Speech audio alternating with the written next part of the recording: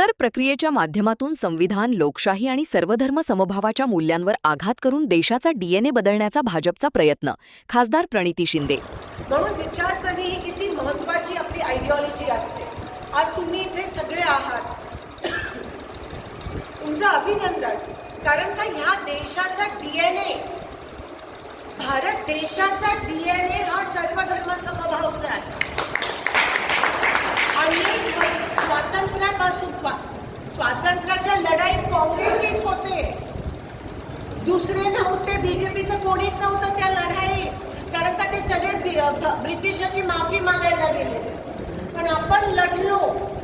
तेव्हापासून आजपर्यंत आपली लढाई आणि आपली विचारसरणी ही सर्वधर्म ज्याला आपण म्हणतो देशाचं सोशल फॅब्रिक जे आहे ते सर्वधर्म समभाव. आपलं डीएनए. आपल्या देशाने नेहमी विकासाला मतदान केलं, भेदभाव कधीच केला नव्हतं. सोलापूरचं ज्वलंत उदाहरण घ्या. शिंदे साहेबांना नेहमी काम केलं म्हणून मतदान केलं.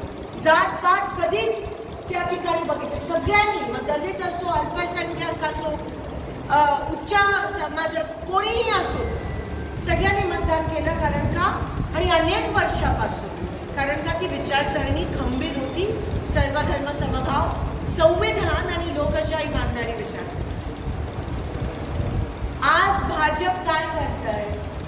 ह्या देशाला त्या विचारसरणीला कीड लावायचा प्रयत्न करतंय. कसं? जात पात धर्म करून. जे भाजपला मतदान करतात त्यांना विकासाशी काही घेणं देणं नाही आहे.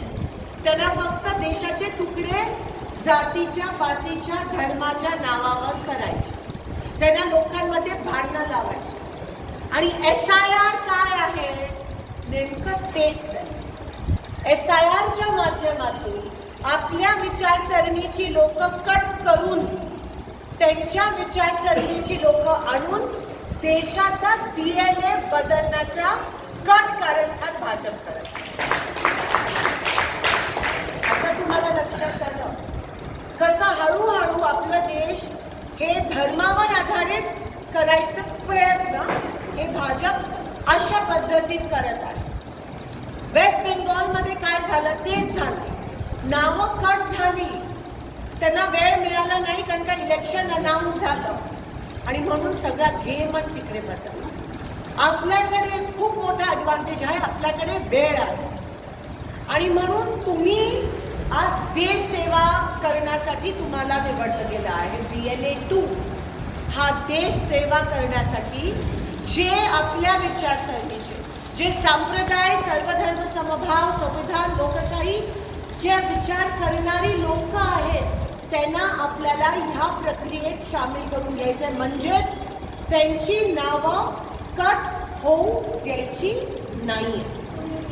तुमचं तेच काम आहे. बस सगळ्यांना ह्या यादीमध्ये सामील करून घ्यायचं आहे. म्हणून माझ्या दृष्टिकोनाने दोनच महत्त्वाच्या गोष्टी तुम्हाला करायच्या आहेत. एक म्हणजे जो फॉर्म आहे तो फॉर्म भरायचा आहे, इन्युमरेशन फॉर्म.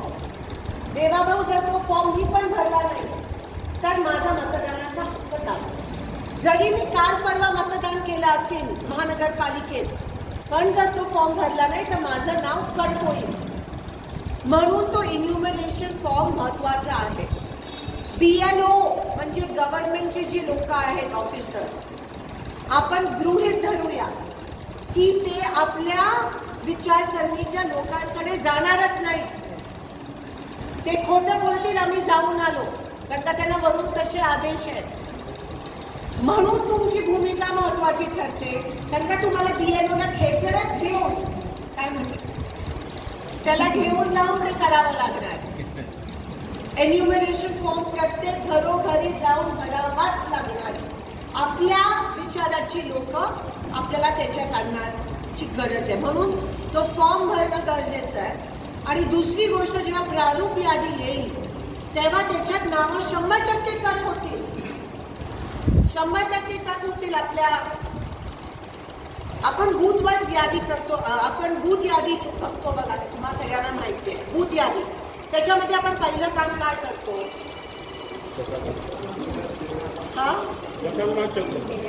स्वतःचं नाव चेक करतो. नाही, बाहेर काढायच्या वेळेस पहिले काय करतो? हा? नाही, आपले जे मतदार आहेत त्यांना आपण पहिले बाहेर काढायचे, बरोबर? आरिफ भाई आपको तो बताओ. त्याच्यानंतर बॉर्डरवर आणि जे विरोधी पक्षाचे असतात बीजेपी त्यांच्यावर आपण जास्त वेळ घालत नाही, बरोबर? मग जी पहिली यादी आहे ना आपली, तीच कट होण्याची शक्यता. म्हणून ती जेव्हा प्रारूप यादी येईल तेव्हा ती सगळी नावं असायलाच पाहिजे. ती नावं नसली तर जो बेंगॉलकडे वेळ नव्हता पण आपल्याकडे तो वेळ आहे, ती नावं परत ऍड करण्याची सुविधा आहे.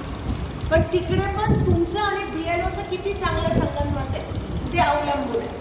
बरं, आम्ही तुम्हाला वाऱ्यावर नाही सोडणार, हे झालं आणि आता हे सगळं एकत्र तुम्ही करा नाही. आपली दर 15 दिवसांनी रिव्ह्यू मीटिंग होणार आहे. जेव्हा एन्युमरेशन फॉर्म भरायची वेळ येईल तेव्हा तुम्हाला सांगितलं जाईल. जेव्हा प्रारूप मतदार यादी जाहीर होईल तेव्हा तुम्हाला सांगितलं जाईल की आता चेक करा. प्रत्येक